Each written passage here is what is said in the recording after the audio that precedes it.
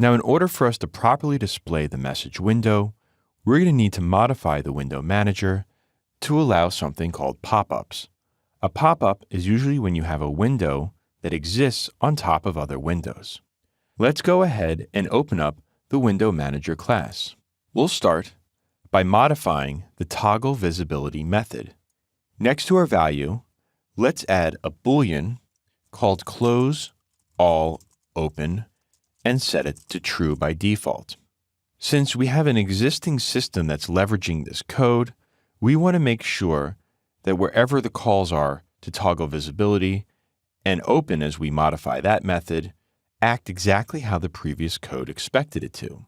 By default, whenever you open a new window, all of the previous windows are closed. Any of the new logic we use, such as the pop-ups for our message window, will pass in a new value to override the default functionality of this class. Let's go over to the open method and do the same thing. Now, inside of our open method, we call toggle visibility. We're going to want to pass in the new Boolean for close all open. Then, inside of our toggle visibility method, we're going to want to modify this to make sure that we only close the open windows if close all open is set to true. So before our for loop, let's add a new condition to test if close all open is true.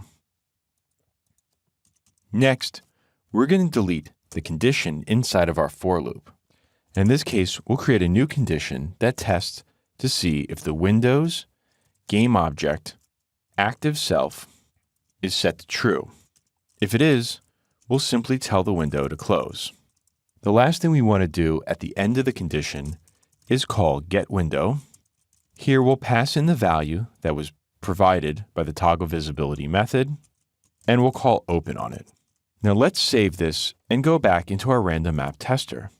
Inside of our tile action callback, where we call window manager.open, let's go ahead and pass false to the window manager as we open this new window. We'll hit save and run our project. Now, if we move to the next tile, you'll see that our message pops up and our game window is still open. Now we're able to open up windows on top of other windows without automatically closing them.